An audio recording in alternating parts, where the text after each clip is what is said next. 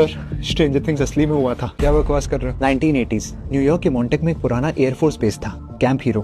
धीरे धीरे करके वहाँ से बच्चे गायब होने लगे। लोकल्स के हिसाब से रात को चीखे, ब्लैकआउट विंडोज वाले मिलिट्री ट्रक्स, पावर सर्जेस रोज होते थे। सरकार ने सब डिनाई किया जब तक एक आदमी क्रिस्टियन निकोल सामने नहीं आया। क्या बोला उसने? वो क्लेम करता था कि वो मॉन्टॉक प्रोजेक्ट का हिस्सा है, एक ब्लैक बजट प्रोग्राम जहाँ पे माइंड कंट्रोल, साइकोलॉजिकल टॉर्चर और कुछ ज्यादा ही डार्क चीजें होती थी। उसने अपनी बुक में भी इसके बारे में जिक्र किया है। अरे ये सब फेक कहानियां होती है, जाओ जाके काम करो। अरे अमेरिका ने सच में सीक्रेट माइंड कंट्रोल एक्सपेरिमेंट्स किए थे, नाम था MK अल्ट्रा। आज भी डीक्लासिफाइड डॉक्यूमेंट्स एग्जिस्ट करते हैं, और जब MK अल्ट्रा रियल हो सकता है तो फिर मॉन्टॉक क्यों नहीं? निकोल्स ने अपनी बुक में एक लड़के का भी जिक्र किया था, डंकन। वो कहता था कि डंकन माइंड्स पढ़ सकता था, ऑब्जेक्ट्स बेंड कर सकता था और यहाँ तक कि किसी के थॉट्स को रियलिटी में प्रोजेक्ट कर सकता था। वेकना जैसे। यस। स्ट्रेंजली स्ट्रेंजर थिंग्स में कास्टिंग भी सेम शक्ल के लड़के की हुई। निकोल के सामने आने के बाद कैंप हीरो शट डाउन कर दिया गया, सारे रिकॉर्ड्स डिस्ट्रॉय और निकोल को तो पागल गए के डिस्क्रेडिट कर दिया गया। हम भी यकीन नहीं उठ रहा। पता था।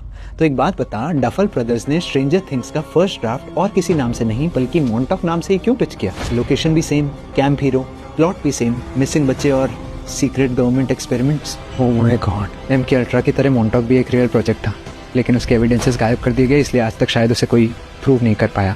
लेकिन मरने से पहले निकोल्स ने एक लाइन बोली थी, स्ट्रेंजर थिंग्स फिक्शन से कम, डॉक्यूमेंट्री से ज़्यादा क्लोज है।